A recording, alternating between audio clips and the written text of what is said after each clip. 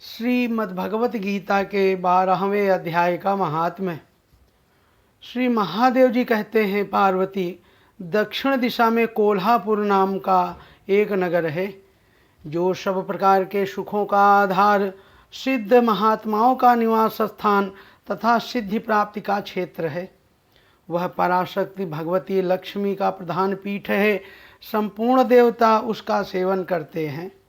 वह पुराण प्रसिद्ध तीर्थ, भोग एवं मोक्ष प्रदान करने वाला है। वहाँ करोड़ों तीर्थ और शिवलिंग हैं। रुद्रगया भी वहीं है। वह विशाल नगर लोगों में बहुत विख्यात है। एक दिन कोई युवक पुरुष उस नगर में आया। वह कहीं का राजकुमार था। उसके शरीर का रंग गोरा, नेत्र सुंदर, ग्रीवा शंख के समान, कंधे मोटे, छाती चौड़ी तथा भुजाएं बड़ी बड़ी थीं। नगर में प्रवेश करके सब ओर महलों की शोभा निहारता हुआ वह देवेश्वरी महालक्ष्मी के दर्शनार्थ उत्कंठित हो मणिकंठ तीर्थ में गया और वहाँ स्नान करके उसने पितरों का तर्पण किया।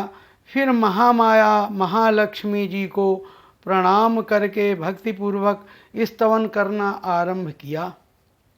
राजकुमार बोला, जिसके हृदय में असीम दया भरी हुई है, जो समस्त कामनाओं को देती तथा अपने कटाक्ष मात्र से सारे जगत की सृष्टि, पालन और संहार करती है, उस जगत माता महालक्ष्मी की जय हो।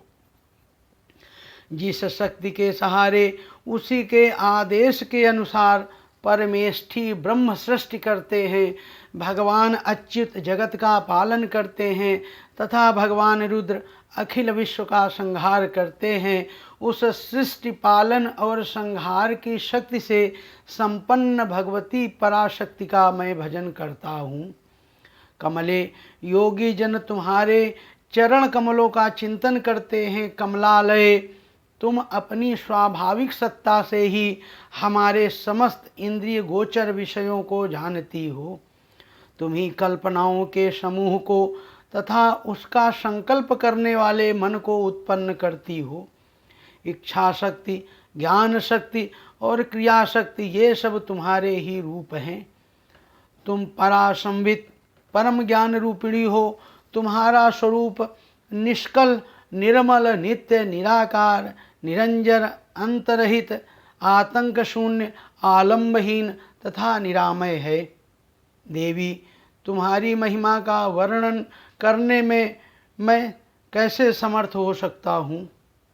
जो खटचक्रों का भेदन करके अंतःकरण के 12 स्थानों में विहार करती हैं, अनाहत ध्वनि, विंदु, नाद और कला, ये जिसके स्वरूप हैं, उस माता महालक्ष्मी को मैं प्रणाम करता हूँ। माता, तुम अपने मुख रूपी पूर्ण चंद्रमा से प्रकट होने वाली अमृत राज को बहाया करती हो।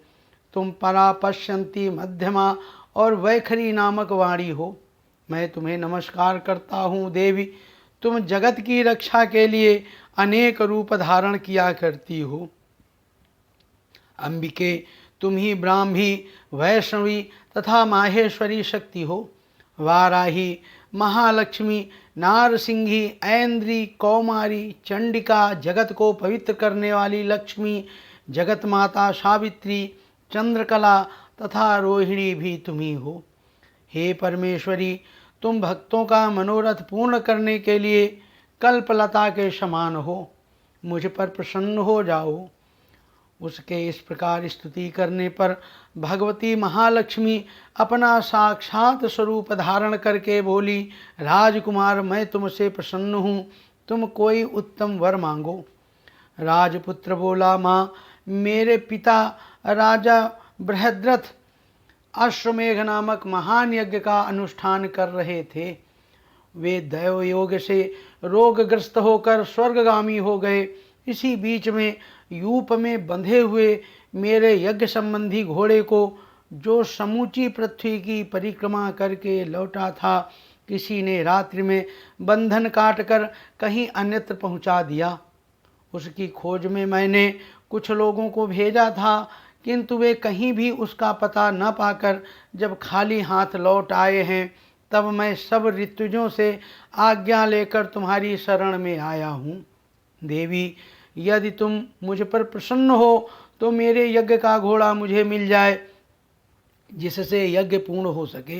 तभी मैं अपने पिता महाराज का ऋण उतार सकूँगा। शरणागतों पर दया करने वाली जगत जननी लक्ष्मी, जिससे मेरा यज्ञ पूर्ण हो, वह उपाय करो। भगवती लक्ष्मी ने कहा, राजकुमार, मेरे मंदिर के दरवाजे पर एक ब्राह्मण रहते हैं जो लोगों में सिद्ध समाधि के नाम से विख्यात हैं। वे मेरी आज्ञा से तुम्हारा सब काम पूरा कर देंगे। महालक्ष्मी के इस प्रकार कहने पर राजकुमार उस स्थान पर आए जहाँ सिद्ध समाधि रहते थे। उनके चरणों में प्रणाम करके राजकुमार चुपचाप हाथ जोड़ खड़े हो गए। तब ब्राह्मण ने कहा, तुम्हें माता जी ने यहाँ भेजा है। अच्छा देखो, अब मैं तुम्हारा सारा अभीष्ट कार्य सिद्ध करता हूँ। यूँ कहकर मंत्रवेत्ता ब्राह्मण ने सब देवताओं को वहीं खींचा। राजकुमार ने देखा, उस समय सब देवता हाथ जोड़े थर थर काँपते हुए वहाँ उपस्थित हो गए। तब उन श्रेष्ठ ब्राह्मण ने समस्त देवताओं से कहा, देवगण, इस राजकुमार का अश्व जो यज्ञ के लिए निश्चित हो चुका था, रात में देवराज इंद्र ने चुराकर अन्यत्र पहुंचा दिया है। उसे शीघ्र ले आओ। तब देवताओं ने मुनि के कहने से यज्ञ का घोड़ा लाकर दे दिया। इसके बाद उन्हें जाने की आज्ञा दी। देवताओं का आकर्षण देखकर तथा खोए हुए अश्व को पाकर राजकुमार ने मुनि के चरणों में प्रणाम करके कहा, महर्षि, आपका यह सामर्थ्य आश्चर्यजनक है। आप ही ऐसा कार्य कर सकते हैं, दूसरा कोई नहीं। ब्राह्मण, मेरी प्रार्थना सुनिए। मेरे पिता राजा बृहद्रथ अश्वमेध यज्ञ का अनुष्ठान आरंभ करके दैव योग से मृत्यु को प्राप्त हो गए हैं। अभी तक उनका शरीर तपाए हुए तेल में सुखाकर मैंने रख छोड़ा है।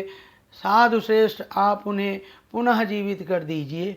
यह सुनकर महामुनि ब्राह्मण ने किंचित मुस्कुराकर कहा, चलो, जहाँ यज्ञ मंडप में तुम्हारे पिता मौजूद हैं चलें। तब सिद्ध समाधि ने राजकुमार के साथ वहाँ जाकर जल अभिमंत्रित किया और उसे उस शव के मस्तक पर रखा। उसके रखते ही राजा सचेत होकर उठ बैठे। फिर उन्होंने ब्राह्मण को देखकर पूछा, धर्मस्वरूप, आप कौन हैं? तब राजकुमार ने महाराज से पहले का सारा हाल कह सुनाया। राजा ने अपने को पुनः जीवन दान देने वाले ब्राह्मण को नमस्कार करके पूछा, ब्राह्मण, किस पुण्य से आपको यह अलौकिक शक्ति प्राप्त हुई है? उनके यूँ कहने पर ब्राह्मण ने मधुर वाणी में कहा, राजन, मैं प्रतिदिन आलस्य रहित होकर गीता के 12वें अध्याय का जप करता हूँ। उसी से मुझे यह शक्ति मिली है जिससे तुम्हें जीवन प्राप्त हुआ है। यह सुनकर ब्राह्मणों सहित राजा ने उन महर्षि से गीता के 12वें अध्याय का अध्ययन किया। उसके महात्म से उन सबकी सद्गति हो गई। दूसरे दूसरे जीव भी उसके पाठ से परम मोक्ष को प्राप्त हो चुके। बोलो विष्णु भगवान की जय।